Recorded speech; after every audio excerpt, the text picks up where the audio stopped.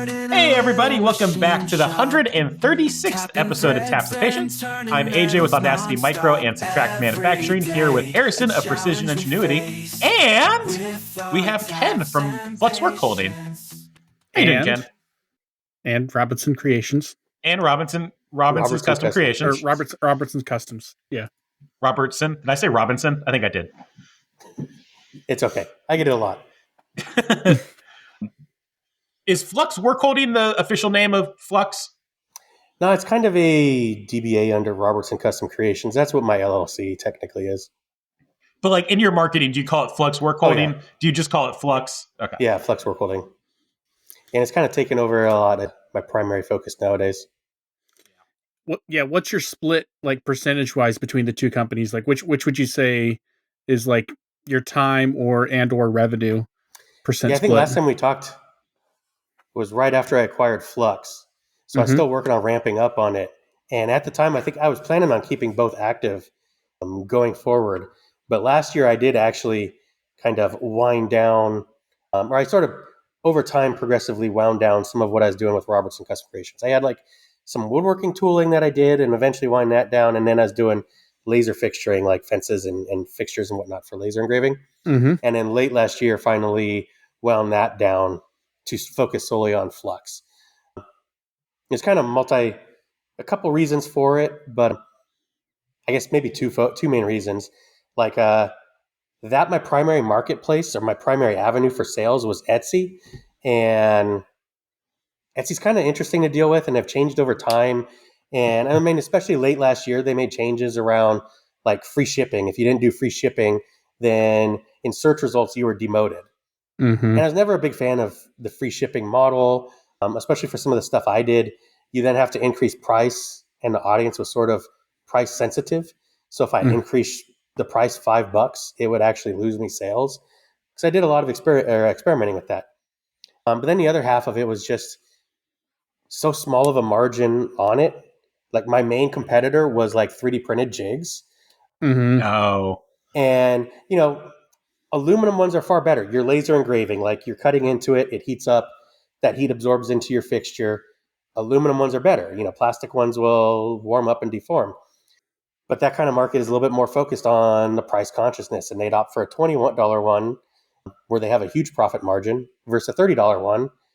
And with that profit margin, I didn't have as much to do like with marketing and those types of things. So Flux kind of became more my focus, where I had that leeway for managing my pricing and customer acquisition and things like that. So just figured my time was better spent growing Flux versus the laser tooling and dealing with Etsy. And that's been paying off for you pretty well? Yeah, I think, Flux has seen kind of continuous growth over time. I mean, it was late 23 when I acquired it, and I got the vise line out pretty quick. That was the regular 3-inch by 6-inch vise. The Flux puck system took me a lot longer to get out. Part of that was because I was split focused, and the other half was, it was one of those projects that was like half complete, sitting there. It's like, you need to get to it. I'll get to it next week. You never get to it. And then finally you start avoiding it. And then it finally got to a point where when I finally shut down the laser tooling, I was like, I need to get this out. Picked up one piece, was like, just going to bang out these. And then from there, I was able to kind of get it all out, fully fine-tune the production process, and then release those in January of this year. So I was almost a year late on that. Can we take a little bit of a step back for anybody who's not already familiar with the Flux line or listened to the last episode? Yeah. Can you give us kind of a brief summary of what the Flux vise is, how it's different, who it's for, et cetera, et cetera, et cetera? I mean, the Flux lineup, I think it's work holding with more of a niche focused on kind of like small parts and high density in a smaller envelope. So, if you have a smaller machine, like maybe, 300, 500 millimeters, Tormach, 1100, 1500 style, really getting good density out of that rather than like, being able to fit one, maybe two 6-inch vices or something like that. So the two main lineups are, there's a 3-inch by 6-inch vise, primarily focused on soft jaws and op2 handling. And then the other lineup is the puck system, which is kind of our own 0-point ecosystem built around a hearth coupling where, kind of precisely locates, within X, Y, and Z, fairly easy interchange and, very simplistic vices and other things, primarily for op2, but, kind of a monoblock, single block of aluminum with a flexure for, just kind of keeping very simple mechanisms, simple coupling, and fairly cost effective. Good deal. Now, one thing that's kind of interesting that I think you have one of the most unique takes on, or would have like a very unique perspective on, is you bought a company that was making a product, and then you didn't have someone who kind of walked you through how to make the product. You just got all the documents on what they were using to make it. I can imagine, like, if I, hired someone on, there's a lot of training I would have to do to get them to make a product. So how much R&D and how easy was it to take the documentation and the information that they had and create a product that matched what they were making before? And like, have you had to come up with a lot of your own processes that, like, you looked at their stuff and maybe you make some tweaks, but you're trying to make the same thing? Yeah, like all of their stuff was built out in SolidWorks, using that for all of the cam. So I got that and was able to port it over into what I used with Fusion. And I could kind of see what their workflow was for all of the fixturing and everything, but it was sort of to their capabilities where they had one, I think it was a Speedio S700 or S500. So I was able to then, kind of look at, well, what are my capabilities? How do I want to structure it? And kind of go from there. One of the interesting aspects is that while you have all of how they made it and could talk to them about, what tooling they used and, things like that, there wasn't really any technical drawings for anything, no tolerance specifications for anything. So it's like, well, if I build it to spec, but like what is in the dimensional range for some stuff? So some of that was back and forth. Or like they made different like go no-go gauges for different aspects, and they didn't have those things necessarily. So I would come up with some things on my own. So sort of that having how they did it, but not also some of the finer details I'd have to develop on my own, derive from it, or change around. Because actually, I changed around some dimensions just because it was like, well, this was modeled this way, but it doesn't need to be tight tolerance, or just it was like it was intended almost to be like plus or minus a thou, and I'm like, there's no reason for it to be that tight of a tolerance or anything. And so I would make minor kind of adjustments just to improve machinability or things like that. So kind of developing a lot of that more on my own, and even, better ways to use my own products within that development. I did have, so for the puck system, I was one of the Kickstarter members. So I had those already that I could use for reverse engineering or checking fitment, couple them and see what clearances were on things. And then one nice customer had sent me his vise over. So I was able to use that, check its fitment, make sure my jaws would fit on it, take his jaws fitted on my base and things like that. What's been the biggest struggle, and what's been the easiest thing to get right switching over? I mean, I think biggest struggle in a way is once you start developing it, you do also want to make it your own. So, how do I take what it is, but then sort of add to it? So I've looked at different things like improving inspection. So, or even like now all the bases, AJ had pointed this out previously, like some of the old product photos were actually just like end mill faced. And I was like, oh, that looks terrible. I surface grind them now. They look far better. So like up leveled it just with, surface grinding, added some new inspection equipment. So on vice bases, I inspect them and improve or include kind of dimensional specifications on, what's the flatness, what's the dimensions between the locator studs, the parallelism in the center channel, like all this stuff. Just kind of subtle ways to start up leveling the quality. Easiest, I think, beyond just making it your own, finding subtle minor improvements to it, just like surface finishes and things like that. Like some of the stuff I've sent out to previous customers, they message back saying, oh my God, like the finish on these jaws are so much better, than the earlier ones. And like, I almost feel bad, cutting into them or things like that. Which is kind of simple, just experimenting with tooling, but yet also very gratifying to hear back. So, at what point did you make the decision that a Hermla was going to be worked into the workflow of like, okay, now I've got this product, I'm starting to get some processes, I'm starting to get this thing figured out. What was the path of decisions or path of requirements that led you down the direction of I need a 5-axis, and the 5-axis that I need is going to be a Hermla? Mm-hmm. So, a lot of that was around process improvements or process efficiency. Like when I first acquired the company, I had the S700 and the W1000 Speedio, and the 700 had a 4th axis on it. Like something like the Vice base and even the Flux Puck Vice, they require machining on all 6 sides. The the Vice, I started doing that, just with the fixture manually, turning it each time, and eventually I was like, forget this. Like I validated stuff that way, but I was like, I have a 4th axis, get the tooling right to fit on the Speedio with that. Speedio is very limited in Z, especially with the 4th. So I did start making the Vice bases and the flexures on the 4th, and that worked well. But I was still looking at 3 to 4 ops to get a lot of those done, and in many cases going from one machine to another and back. So that kind of swapping around would sort of get difficult with scheduling work and whatnot. I started looking at like 4th axis or a 5th axis, just like, hey, with that I could actually, I started building tool paths long before then. Building tool paths, looking at machine simulations, just like what could I fit, what kind of tooling could I utilize to really get improvements around that. Initially, I was looking at just with what I had, I was looking at the Speedio U500 and M300.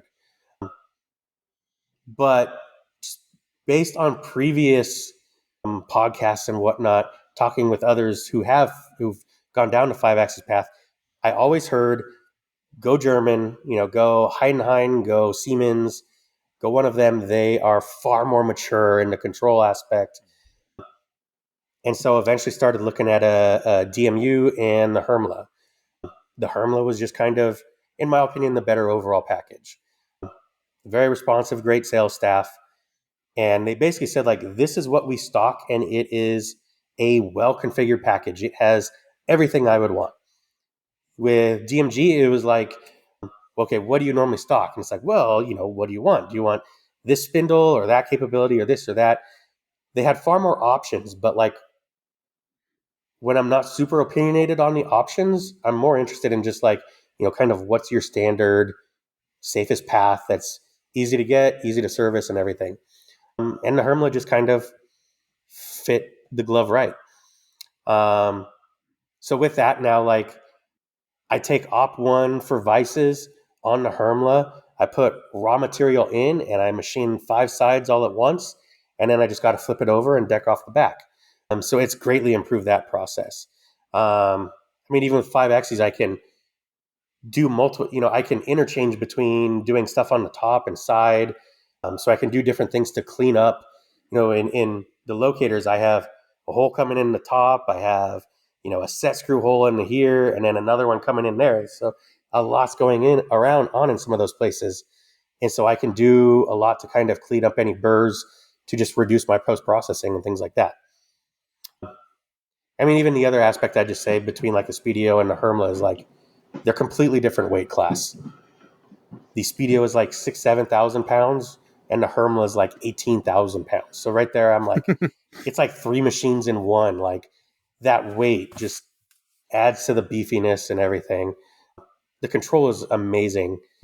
I've heard some rumors or just whatnot. Like the Speedio control just does much more with macros. Probing, tool setting, all of that is with macros.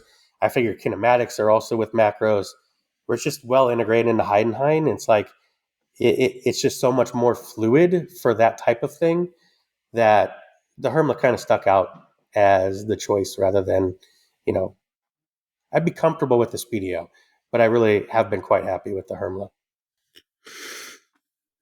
Seems like it's been a good decision for you. Yeah, I mean, I'd say like dollar-wise, it's not necessarily a purchase that made sense. There was some personal capital investment there. But in terms of efficiency and capabilities, it was the right way to go. Are you willing to say ballpark how many vices come out of your shop a month or a week? I mean, it goes through waves.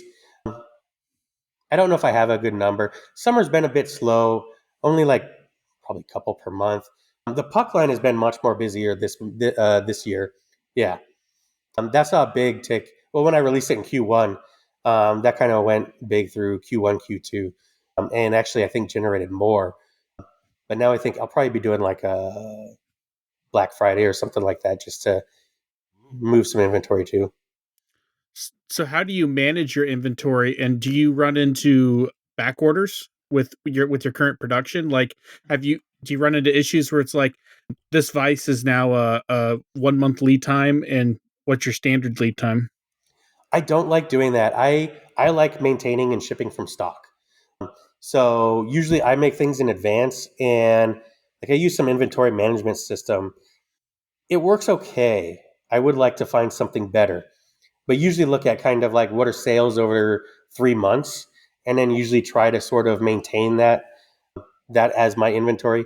So it kind of gives me flexibility to switch between what I'm producing, and then also just handle lulls either in my own time in the shop, or other things going on, just not being super busy. Like even in July, like my wife was sick, like through almost the whole house got sick over the course of like 2 weeks. So I was barely in the shop, but I still had orders coming in, and I could ship from inventory and then catch up afterwards. Is Flux the only thing you're doing at this point? For the most part, I did do one personal project. I recently created a new brand. I called it Not Suspicious. Okay. Like one It's a personal great thing I'd wanted brand. to do, it is like almost like a computer hobbyist take on EDC. Okay. And it's one thing I want to get to eventually, not a right now thing. But like, I kind of have one here. Like, Raspberry Pis, right? They make these cute little compute modules that are like a computer on a board, but they have no input and output. So there was a Kickstarter project for a compute blade where you can insert a bunch of them. But the Raspberry Pi 5 came out, and they didn't have a heatsink for the Raspberry Pi 5 that fits this. So, and I wanted to run some Raspberry Pi 5s. So I was like, well, I'm a nerd and I got a mill. Why don't I just make some myself? So I started producing my own heat sinks for it. And then I posted on their Discord like, hey, I'm looking at making some Raspberry Pi 5 heat sinks for the project. Does anyone else want some? And so far, I think I've sold, just over the last like 2 weeks, I sold about 150. Oh, wow. So for a week and a half, I was just cranking those out. And I was selling them under the Not Suspicious site. And it's kind of just a weird name. It's like a domain name I bought like 10 years ago. It says like, oh, this sounds funny. Maybe I'll use it someday. And so, yeah, that's kind of, I wouldn't say that's my primary focus, but more just kind of a outlet. Sometimes you're in production mode and you want to just experiment with something, like bang out something new. And it's like, maybe I'll just do that there. Okay. I thought, and maybe I'm crazy, I thought I remembered you were like had an IT job at one point, but I didn't know how long ago that was, or if that was all in my head, or. No, I used to work in software. I left that. Okay. I left that about 4 years ago. Actually, coincidentally, I met up with some of my old team last night for dinner, and I'm just like, man, I'm glad I got out of this before AI. I'm like, Oh yeah. Back in my day, I wrote my code myself by hand. Yeah. Uphill both ways. Yeah. Did you watch my most recent video on YouTube? I don't think so. Was it just this past week? Okay. Yeah, like last night. There's a nugget in there just for you. Oh. Because I remembered, and again, this may just be all in my head, but I remembered you having some pretty good server infrastructure in your house or in your shop. Yeah. I did do a side project with that like a year ago. I was building some stuff. I show off my server infrastructure. We'll leave it there. I'll have to check that out. I watched that video. I do remember seeing that. I haven't done as much with that lately. I kind of, usually you kind of go in waves of like interests. Like you need a break from one thing, so you experiment with something else, for a week or two, and then you kind of circle back and, kind of keep things interesting. How many hours a week would you say you have to dedicate to Flux to keep in front of everything? I was over summer. It was actually pretty light because I had my son working in the shop, so I could kind of put him on base production stuff and bang out stuff pretty easily. So then I was maybe working only 20 hours a week, kind of enjoying summer and being done a little bit earlier or later. Otherwise, I think I'm probably in the shop usually about 30 hours a week. Sometimes split between projects. So you got a lot of extra capacity and headroom to grow. Oh, yeah. Mm-hmm. Okay. Oftentimes, depending on how heavy in production mode I am, not both machines aren't necessarily run at the same time. Gotcha. What is your ratio of like soft jaws shipped to vices? Are you shipping like 100 soft jaws for every one vice you ship, or is it no 10 to 1? Oh, I definitely find hot spots with customers. There's some customers who go through them much more quickly, some who are slower. Some of them, actually, they only replace them when they start wearing out and whatnot. I had one who actually, they said they got almost 10,000 cycles out of it. I don't know if that was made like exaggerated or not, but actually it wasn't the pocket that went, it was the dovetail that went. Oh, really? Yeah. So for the most part, I'd say maybe 5 soft draws for every one, just if I had to guess off the top of my head. Do you have any questions for either of us since we've last been on? Harrison, I know since you got your UMC 500, we were talking about 5 axes. How have you found it moving from a trunnion-based setup to native 5 axes? Oh, I love it. I love it. So like the trunnion, it's capable and it can be really accurate, but I'm always nervous about bumping it out of alignment. And I've never had that same fear on a dedicated system. Mm-hmm. Like I worry about crashing on the UMC, but I don't worry about pushing it so hard or a tool breaking and throwing everything out of alignment. Like if I'm running anything bigger than a 1/4 inch on the VF and it snaps in the middle of a run and I break a tool, guarantee that trunnion's going to be knocked out every single time. Just yeah. And I don't, maybe I'm not clamping it down hard enough, or maybe there's some other, like some people will pin them, but I don't know how you keep it accurate and pin it, because getting those things dialed in takes a lot of work to get them in there just perfect. So I don't know how you pin it and maintain that accuracy. And so the dedicated one, it removes a lot of the stress, and it just runs. Now, that said, I've basically been running one product on it. I've put almost 1,500 hours on the machine in about 9 months, and it's all been running basically one part SKU. So we've got it set up on a palletized system, and it's just been going nonstop. So I don't use it for job shop stuff, so I don't really adjust programs on it. It just goes. So it doesn't get as much abuse as the trunnion does. So yeah.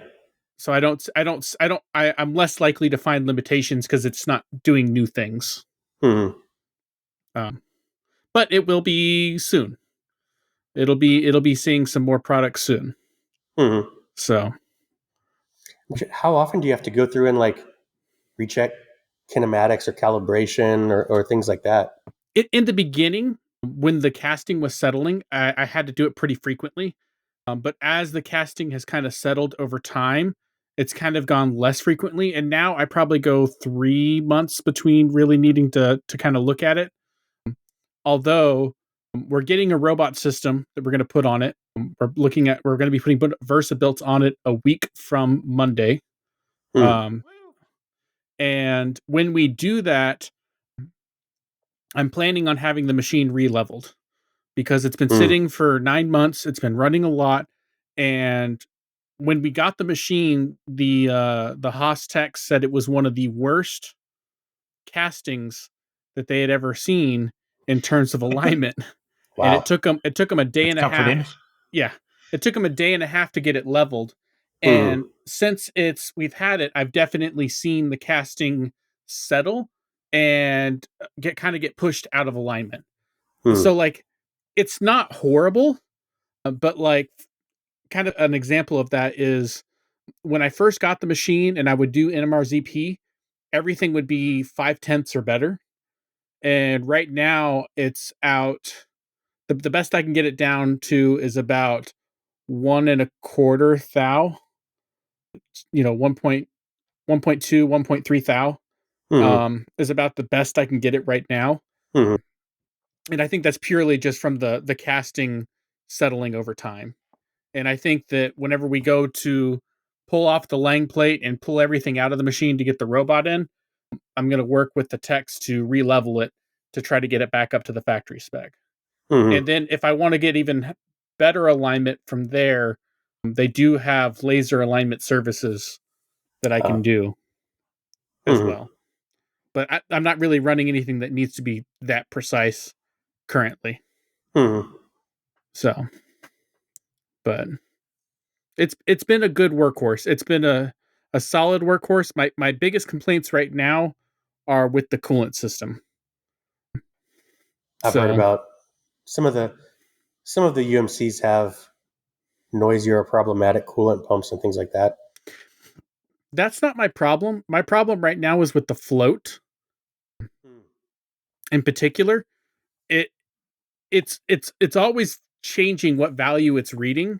And I fixed it for a little while by putting a piece of foam on the float, but then it got coolant logged and stopped floating properly and went back to that inaccurate. And then I bought a little float from McMaster and zip tied it to it, a little plastic float, and that isn't working either. So I need to dig into it and figure out what's going on with it. How can I get accurate coolant levels to where it's not constantly changing? It'll be down at 0% and then it'll shoot up to like 80% and then go back down to 0. And it's like the float is neutrally buoyant and it's just constantly, depending on on the motion of the water going from the top to the bottom. So could it just be an electrical issue? No, because I've pulled it out and I've set it on top of the coolant tank at 100% or at 0%, and it'll just sit there all the time. So that's what I've done to try to check that. See if it was a... Now, I haven't done that recently since I put the other float on it. So I might need to try that again. But it's definitely really annoying. And I'm always putting coolant in that machine. Or not water, because I have to add water to it about every other day. Because it just is constantly evaporating off because we're running it so much. Yeah. So switching back to vices a little bit more, can I have a confession? Yeah. I used my Flux Vice for the first time yesterday in a very long time. And it's because I'm all Aroa at this point. Can I just put an Aroa pattern in the bottom of my Flux? Is that sacrilege? I don't think so at all. In fact, it would probably fit. The standard Aroa is like what, 50 millimeter by 50 millimeter? There's two. There's like a 50 millimeter and a 120 or a 150, something like that. A bigger 120 one. Wouldn't fit, but the little one would only work. 3-inch wide. Yeah. The little one would. Because like I know, I never built a 52 millimeter pull stud into it because the channels would kind of poke up into the coolant channels. But I think the 50 millimeter might not. It'll be a little bit closer to the edge, and I don't think you need as much depth for the Aroa setup. No, the deepest pocket is the center thread, and it's not that. Yeah, and that would work fine. So AJ, is the reason you haven't used it is because it's on the Hasso M? Yes. And in fact, that's where it got used the other day. So it's not a problem with the vise.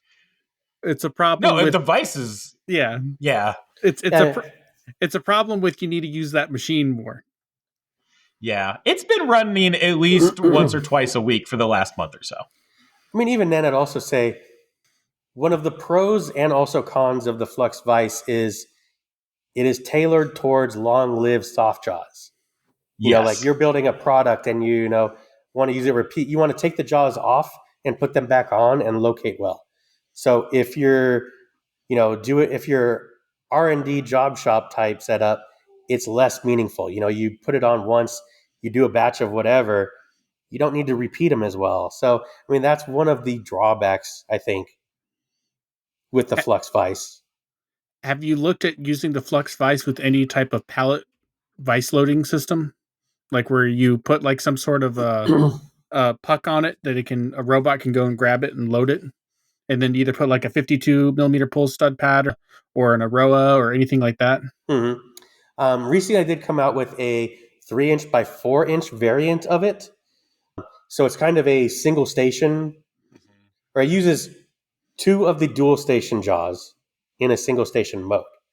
So you can have basically, 3-inch by 4-inch single station setup. But with that, it's lighter weight, and I can machine in the 52 millimeter pattern.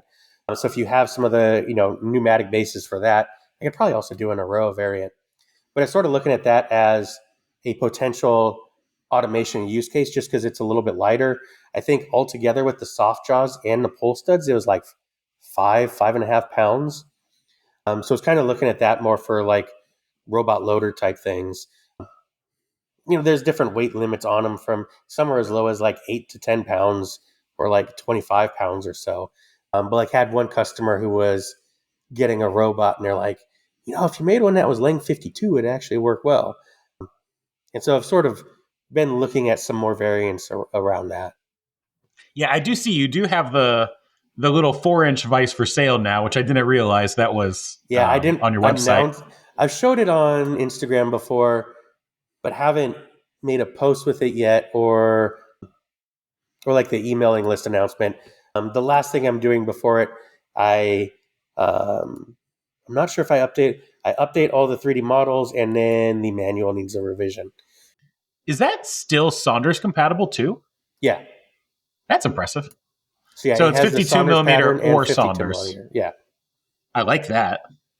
I usually try to keep Saunders compatibility. Just one of the main use cases I see most people using is like, how they have a Saunders plate and want to just plop it on there. And, it works out very well in that use case.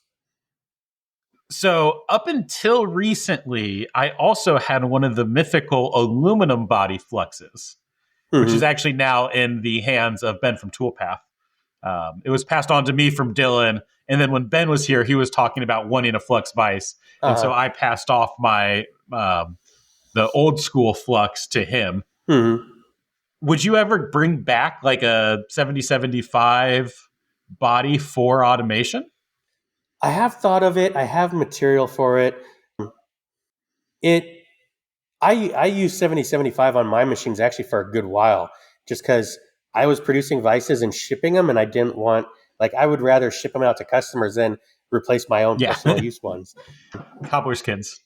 I think for sure if I were to, I didn't anodize the ones I made and used myself, and that was finally why I stopped using them. They just started galling up, and there was wear on the channels, and I'd definitely have to hard anodize them. But I think I might. I haven't had a lot of inquiries about it, though, so I just haven't made it a priority or anything. Yeah. Both of my machines have the 7075 Saunders plate. and it has shocked me how well those hold up. I'm sure they have a few dents and dings, but the OM I've had for like 2 years and the 1500 I've had for a year, and they look pretty well mint. Mm-hmm. So I could see it holding up well for this. Mm-hmm. Especially if anodized. Yeah. Yeah, that's what I meant. Is there any way to like make the puck pneumatic or quick release or something robot friendly? I've thought of that because I've had questions about it, but in general, I've said it would probably be a product for a different type of market. Like, it is a very simple base. There's not a lot of mechanical aspects to it, so it's fairly simple to produce. I do offer 6061 and 4140 now, so you can have a steel version of the base, just because over time it does wear, and especially aluminum mating on aluminum, it would gall.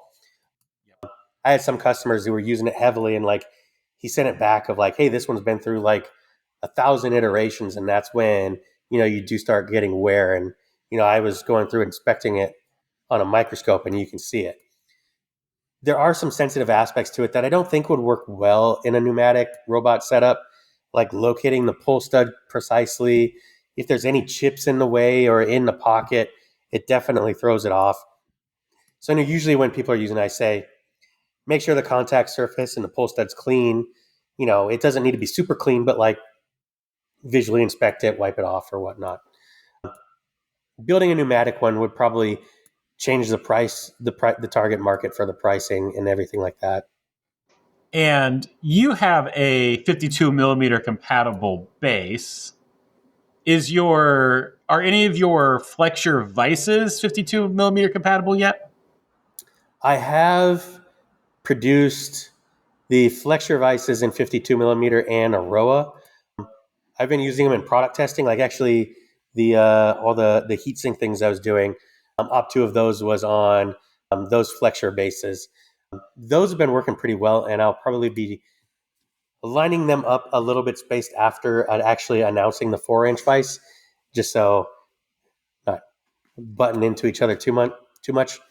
But those I find useful, just kind of removing one of the coupling interfaces, and I think those are more useful for automation type use cases too. Either the Aroa had someone who was wanting shunk, but shunk's a little bit bigger.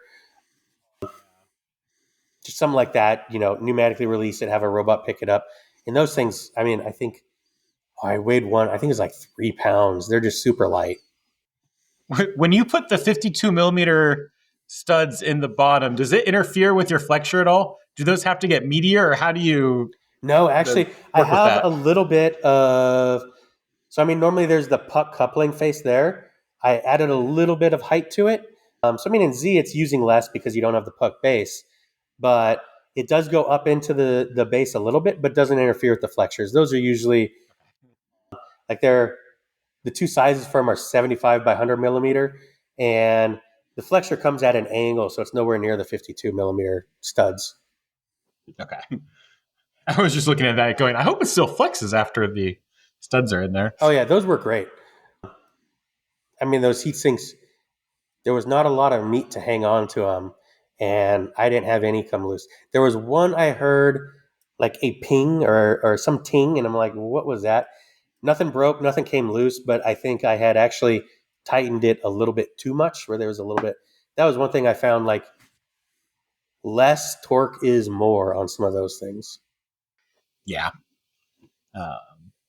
With some of the stuff I've made, I've definitely seen that, where if you over tighten it, it kind of bends it, which gives you worse holding power. Yeah. I didn't notice any dimensional shift, but it kind of felt like, especially I was only doing roughing with 1/4 inch, nothing too heavy, but it was like, less is more. There's not a lot of stress or a lot of meat it's holding. Do you sell a lot of your Nota 5 axes? Because this is actually where I got the idea for my Nota 5 axis, now that I think about it. Those actually have not been as popular as I would have thought they would. Interesting. I wonder if it's because you have to, well, actually, this is, I guess, a question. Do you have to have the flexure vise on there? Or do you have? No, because there are some people, like I came out with a DIY puck, just where, hey, if you want to make your own palette, you can use a DIY base and slap it on there. And some people have been using that, or the little tombstone that I came out with, just for a quick undo it, rotate it, and tighten it again to get 4-sided machining. Have you thought about making your Flux vise actually work with the Flux puck, where you could rotate it on its side on a 90? Yeah. The normal 3x6 inch vise, I think it can sort of start to approach maybe an uncomfortable weight limit on it, just because that entire setup is about 12 pounds, and you have 2 of the puck bases. I've sort of said like 10 pounds is sort of a comfortable range for just your work holding onto it. And usually people are using small parts that don't add a lot of weight on top of that. Bigger than that, you'd be looking at like clamping down the pull stud a lot more, and that's going to increase wear on the base and whatnot. Sounds like another use case for an aluminum bodied one.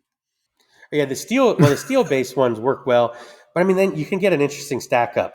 If you're steel, aluminum fourth axis, steel base, then something else, or more steel, and then you're sort of coupling.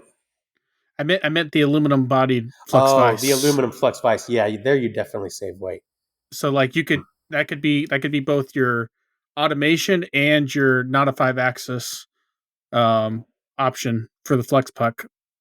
I think the 70-75 bases were like a good 4 to 5 pounds lighter. Would you ever do a like traditional, maybe traditional is the wrong word, but like a self-centering op1 kind of vise? That's something I have been starting to work on. I've teased some stuff because sort of looking at like what's the next evolution of Flux? Like I have the 2 product lines, but it's like wanting to solve the weak spot of the existing Flux vise, where it works great for, op2 type workloads on small parts, but what's kind of the next step? So even I said like earlier, like Flux works well for small parts and high density, and sort of extrapolating that out a 1 degree, I looked at, Flux is really built around kind of small machines and smaller work envelopes. So, Tormach, Siles, some of the smaller Speedios, mini mills. So I started looking at like, well, what would be a good vise built for those types of use cases? So started working on a 6-inch. I have multiple variants of it, but like 6-inch by 6-inch up to 6x12-inch, and going beyond just soft jaws, but to also raw material handling. So, integrating a serrated jaw, self-centering, but also being able to swap out that for, there's still use cases around. I just want a fixed rear jaw, so I can get an easy XY datum on a part. So sort of looking at building a versatile base that has interchangeable tops. And then I think I'm going to work on adapting some of that to the existing Flux 3x6-inch vise. I've always sort of focused on maintaining compatibility for existing customers, soft jaws, the base and shuttles and everything. But I think that might be where I look at how can I incorporate some learnings or some changes, maybe break some compatibility, but then I either offer legacy jaws or an update. Like, hey, maybe it won't support self-centering because that'll require some changes to the base, but I can, make some shuttles that fit with the existing base to be able to use the new, raw material handling and things like that. Well, I don't think it necessarily has to be the same product either. Like it could be a completely different thing. Like, op2 work holding and op1 work holding don't have to happen on the same vise. I think there's some value in separating those out, even, especially with such a small form factor. Yeah, but I kind of look at it like if someone bought 2 vices, I'd like them to be able to do multiple things with each one.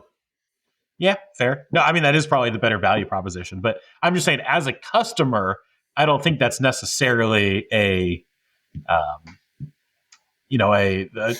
the one deciding factor for me. Yeah, I'd agree. I think more that product line I'm looking at, like how can I build something that would fit, like it would be suited to wearing multiple gloves. So you could put it on your machine and find multiple use cases for it where it poses a better overall value versus needing, multiple vices. So I mean, like, it could do soft jaws, full body soft jaws. Like, of course, that's what Flux already does. But then also serrated jaws with a soft back. So you could do, basic op one, then flip it and do op two, or even compatibility with existing 3-inch jaws. So like if you are using carve smarts or, different inserts for round material. If you're a job shop and you just want to use basic, $10 aluminum soft jaws, have a riser that supports just any old, what is it, 3 and 5/8 or 7/8 6-inch jaw attachments. So I think that kind of has a lot of value and could focus on, I'm looking at like a primarily a 9-inch and a 12-inch version. So like 9-inch would be like your Sile X5, your Tomac 1100.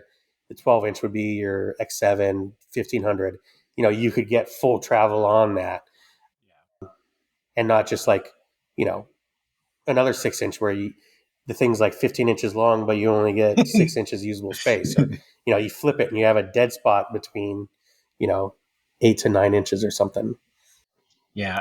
For job shop purposes, the thing I would love to see is like a cheap soft jaw that we can easily like make ourselves and bolt on. So this is what I use on those import vices that I've been using for my Aroa system. And, yesterday I knocked out 12 of these. It took me an hour, maybe.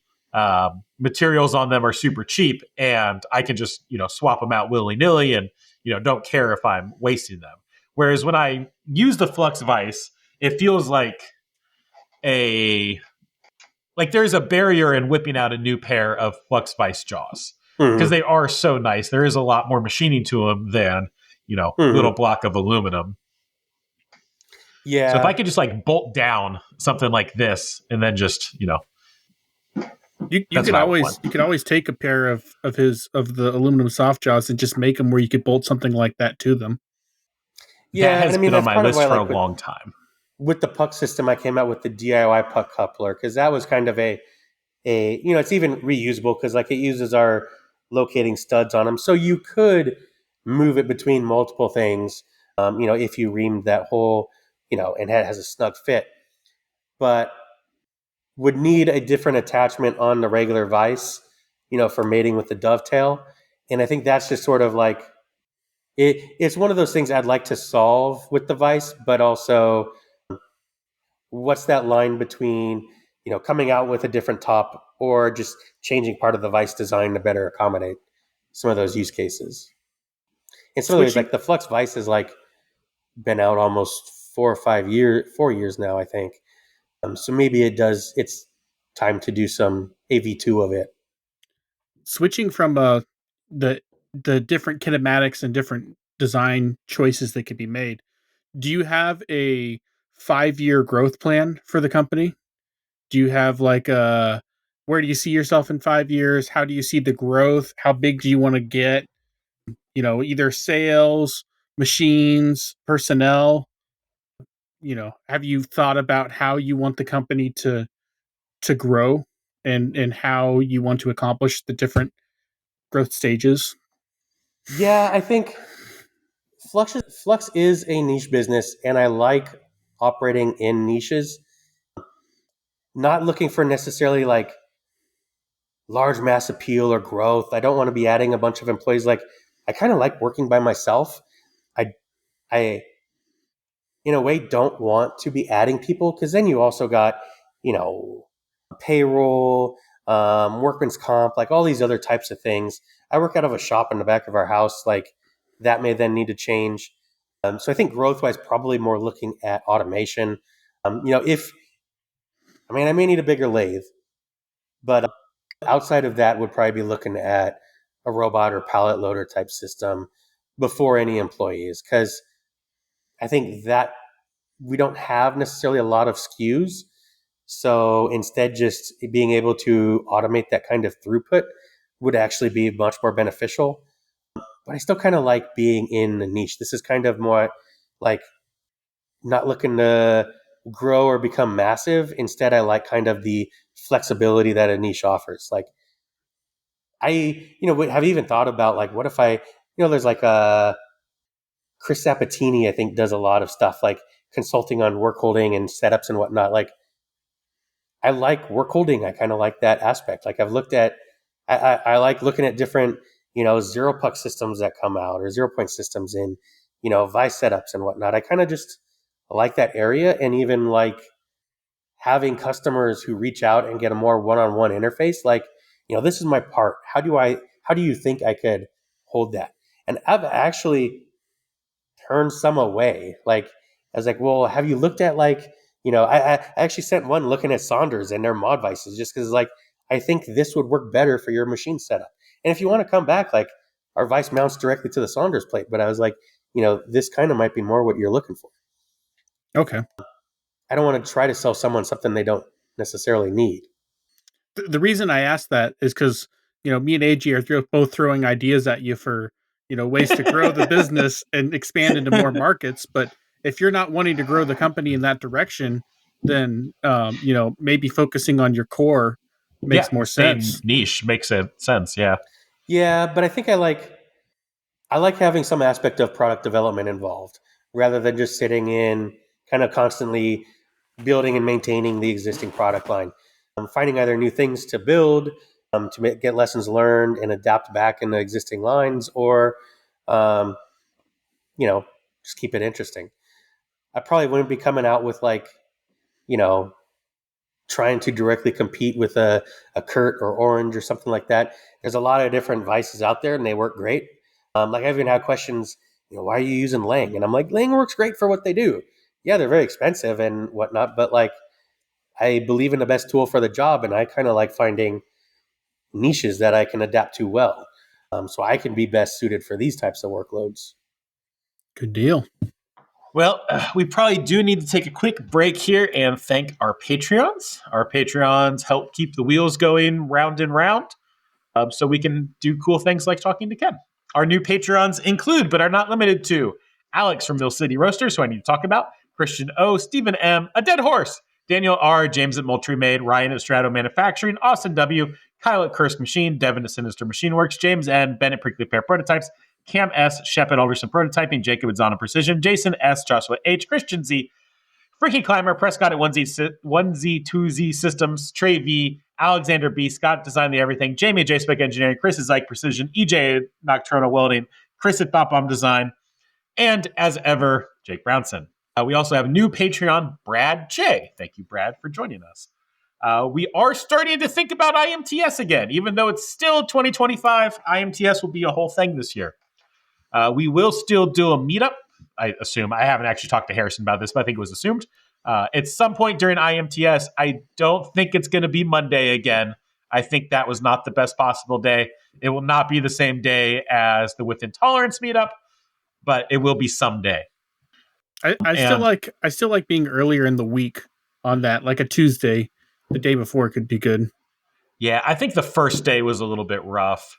I think if we wanted peak attendance, we would probably do Thursday, because I think what's his face does Wednesday, right? Yeah. So if we do it on Thursday, then everyone will have to be there for the Wednesday one, and then we'll get the weekend people and the With Intolerance people. But do you have a giant chat group where you're like, I call dibs on this day? Yeah, we have the Instant Machinist Discord. But I don't know. We don't know details yet. I'm sure Tormach will host us again. I think they were happy to do so last time and will happily do so again. So I'm just going to bank on their hospitality. If not, we'll probably go with Toolpath or one of our other friends there. We know a lot of people at IMTS at this point. So that's going to happen at some point. And your funds for this are going to fund a room for me and Harrison, Harrison's plane flight, and Jacob's plane flight, since he is fundamental to this podcast now. Q&A. So we'll start with Broken Tap, not to be confused with Taps of Patience or Breaking Taps. Looking at purchasing a Haas Toolroom TM1P to start doing some job shop work from my garage. How do you feel about these compared to the mini mills and the Tormach machines? I think they're underrated a lot.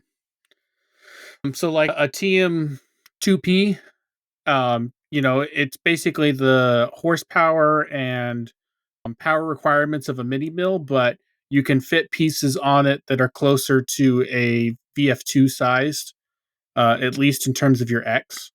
And so you don't have as much Y stroke, but you have a lot of X stroke, and so you can fit, a lot more vices on it than you can with a mini mill.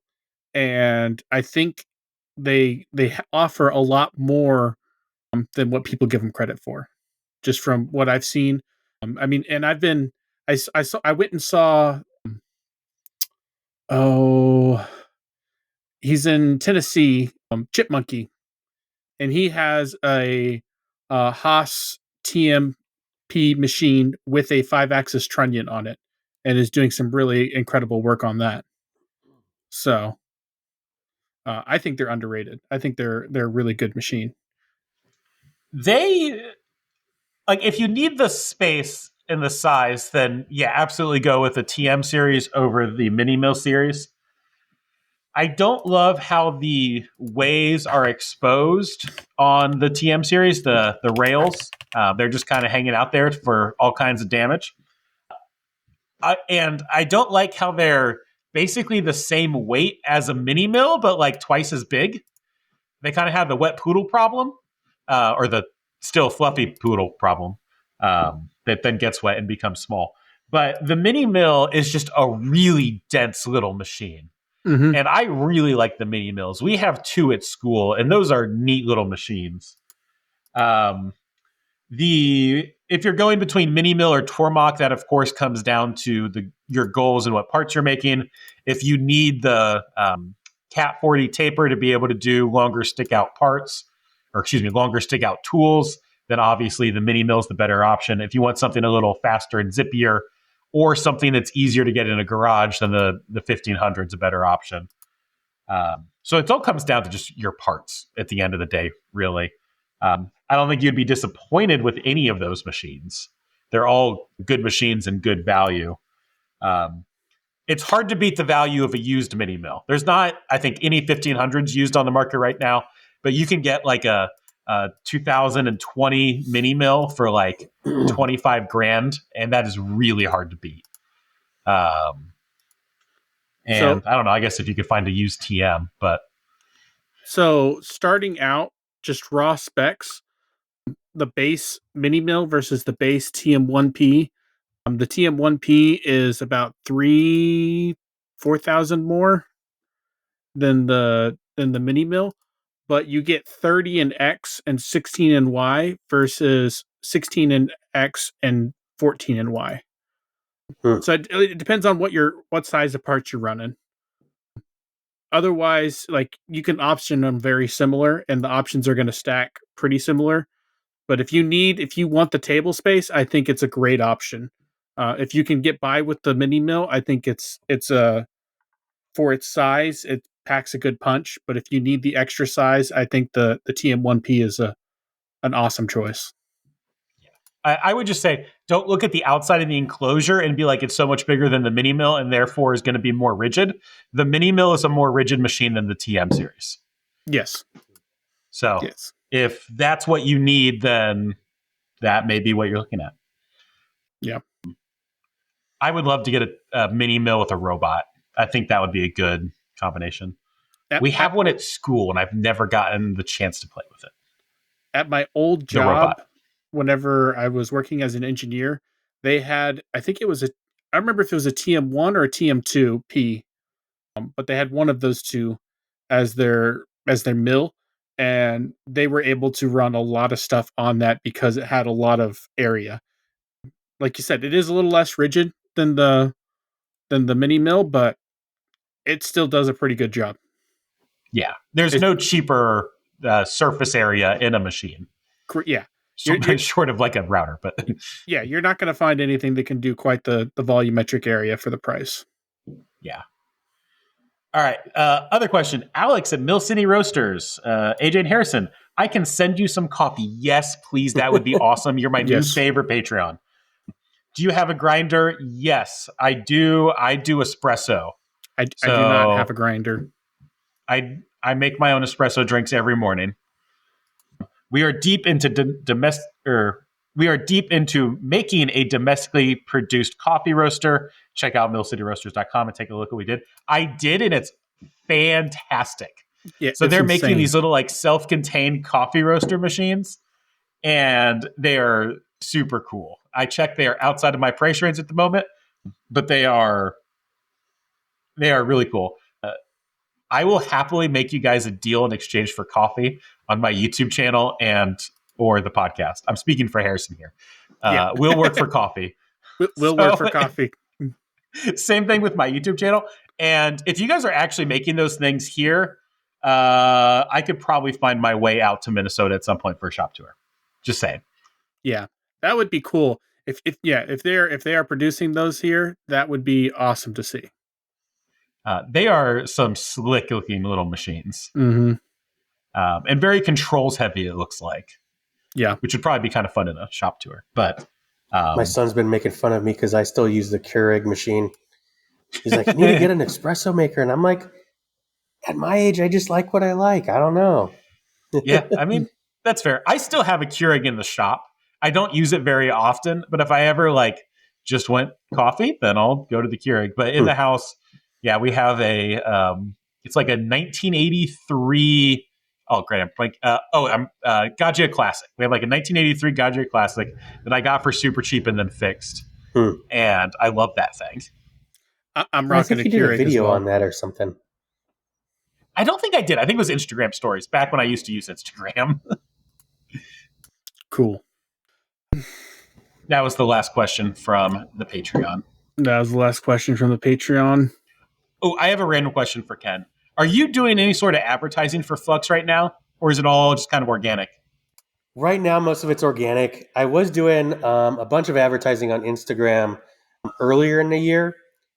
It went well, but at the same time, I think maybe a little bit too inundating people. One of the things I've been really bad about getting to it, especially just over summer, but trying to produce more content to go along with it. So just YouTube videos of using different products, different setups, different things like that, just to have a little bit more content to back up the advertising. There's a lot of visual, I think need more visual content to go along with it rather than written stuff. That was sort of the weak spot I learned through the advertising and some of the or just conversations with people. It's just something I haven't. I told my son he wants to do some video production and whatnot, but I've been bad about just coming up with scripts and setting up the time to turn the shop into a mini studio and actually have it quiet. It's it'd be a little bit hard to record a video when the dryer is going off on the air compressor. Could you hear my compressor running during that? Oh, I haven't heard yours going at all right now. It's just timing. You'd be surprised what a good lav mic can accomplish in a noisy shop. But I don't know. Plus, I just need to write it and usually focused on other stuff. Remind me, where are you? In California, Central California. I wonder if we could send Jacob down to do a shop tour. Oh, my shop's a mess right now. I've been working on cleaning it up, but usually after you get a machine, it stirs everything up. I never quite got everything settled back down. But recently got rid of my old big Avid 5x10 machine. So now I'm okay, I can rearrange stuff and get it back to a sane state. I wasn't joking about sending Jacob down. We might actually be able to do that. My shop was kind of a mess coming off of that big production job I had. And then Toolpath came to do a shop tour.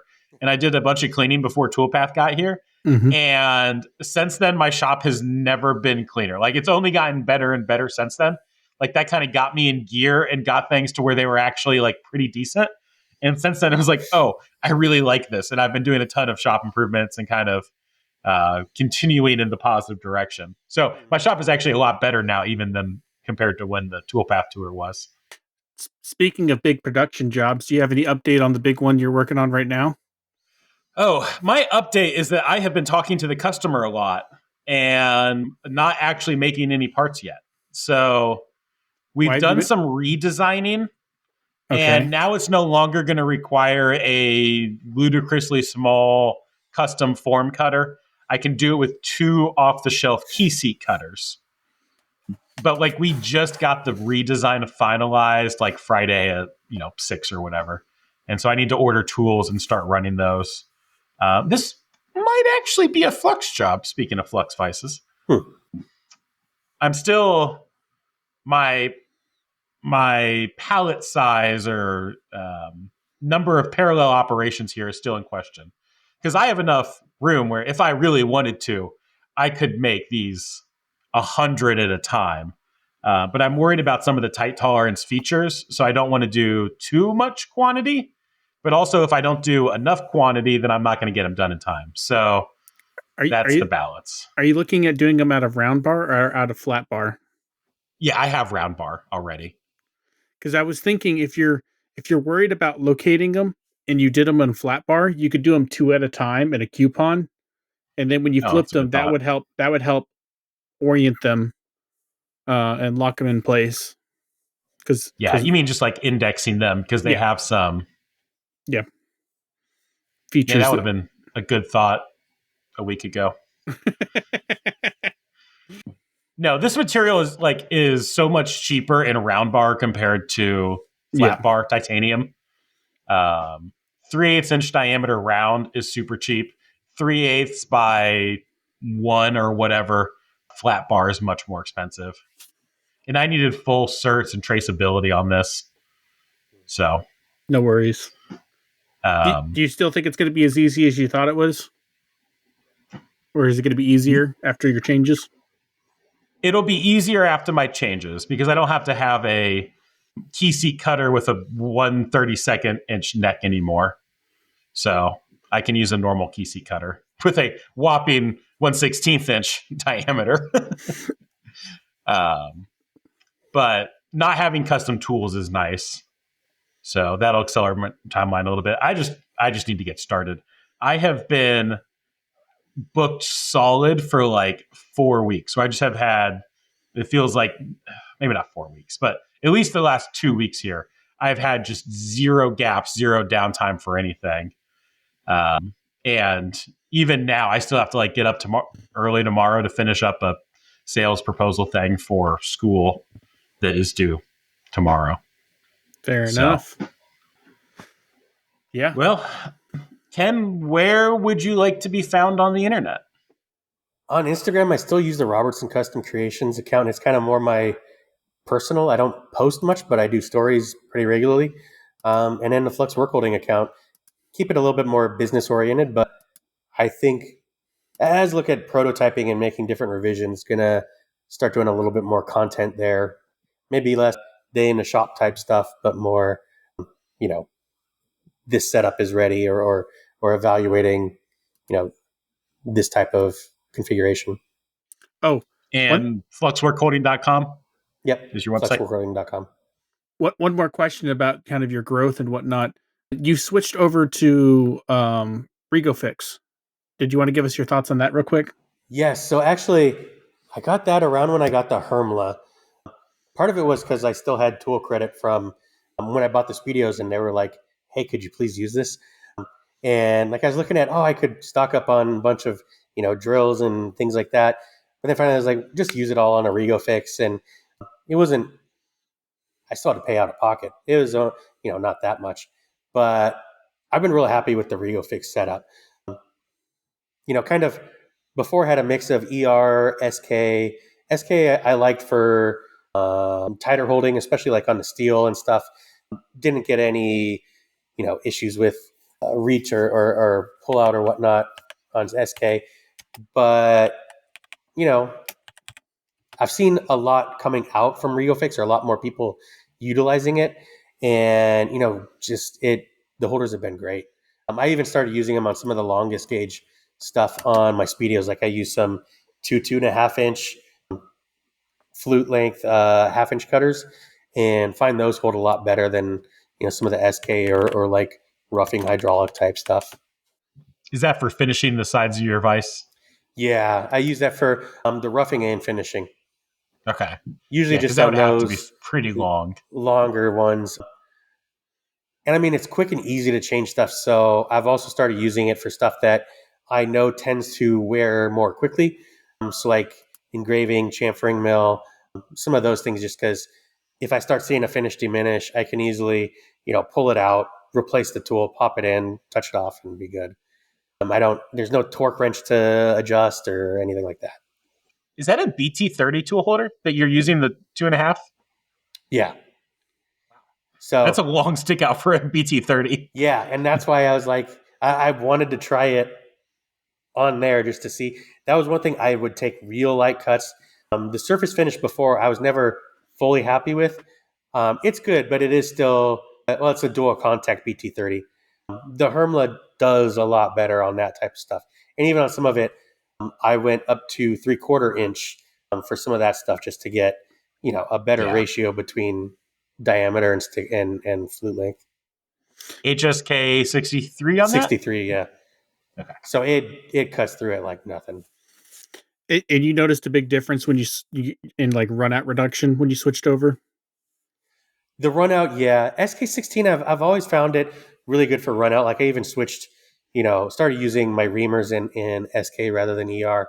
Just less.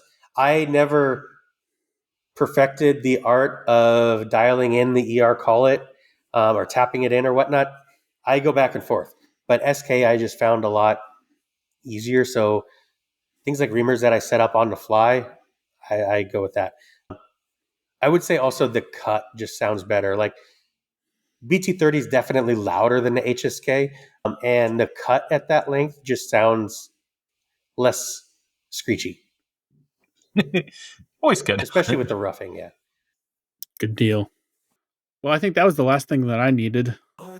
All right, guys. We've reached the end of our podcast, and we actually finished in a reasonable time, and I feel like it was a pretty dense podcast. I feel like there was a lot that we were able to catch up on. So, Ken, thanks for hanging out with us. Thank you for having me.